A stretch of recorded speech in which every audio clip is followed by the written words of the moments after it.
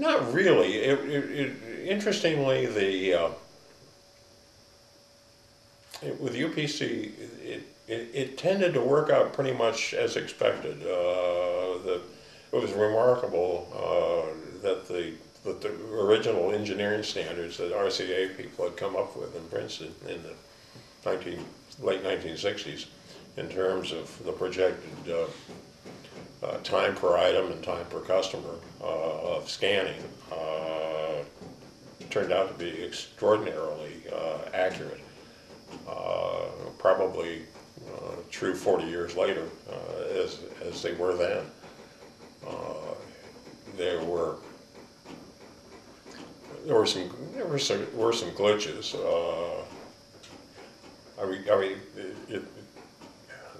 It seems to me that we ended up having more trouble with printers than we did with scanners. Just one thing after another seemed to be hanging it up. Actually, when we first announced, we did not believe that we could come up with a printer at that point that could print the item name on the tape, and that we were going to have to get along just with the UPC number. And that was simply that you couldn't do printers that fast that could do that fast on an alphanumeric print job. Fortunately, because I think that would have been a real issue from a consumer's point of view. Fortunately, printer development kind of came along a bit, and so we were able to put the item description on as well. But Go on. The chicken and egg thing kept plaguing us because by 1974 we had the first two test installations. A Marsh supermarket outside of Dayton, Ohio, put an NCR system in July of 74. In August, a Pathmark store in New Jersey put in an IBM installation. But by the end of 1974, we only had 5 more IBM installations. So at the end of the year, there were only 7 stores, and people who I think illogically expected to be a mad dash to implementation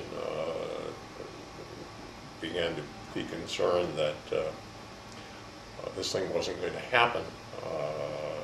In 1975, we continued to put in individual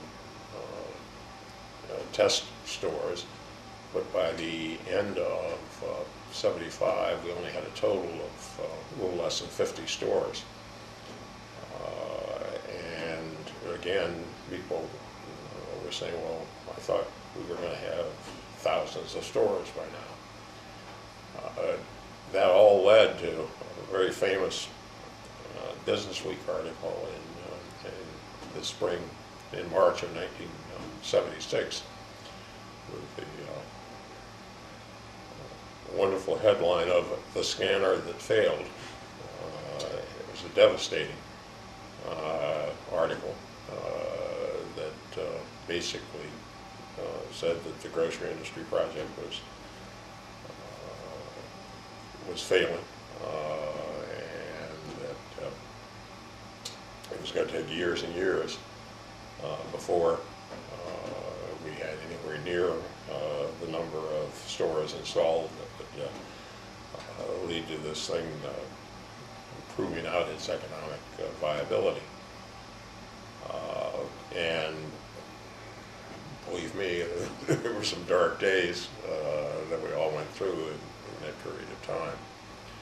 As it turned out, it was mostly a matter of getting up to a critical mass of source marked items, so to enable retailers to actually generate the intended benefits. It was all right to have pilot stores. but when you begin to think about a $100,000 investment in 200 or 300 stores, you wanted to have something more than theoretical savings. And in point of fact, people weren't getting the savings until we got the source marking up to a critical mass, which we never knew exactly, but we suspect is somewhere in around the 65 to 70% level of items being marked, that you begin to get the improvement in front-end productivity that is required. And as near as we can spot it, that happened right around 1970, some point in 1977, we reached that. And as we had hoped, the pace of installations began to increase at that point. And from then on, it then became pretty much a given that we were going to succeed. But for like 4 years after announcement, it was far from assured that we had a success.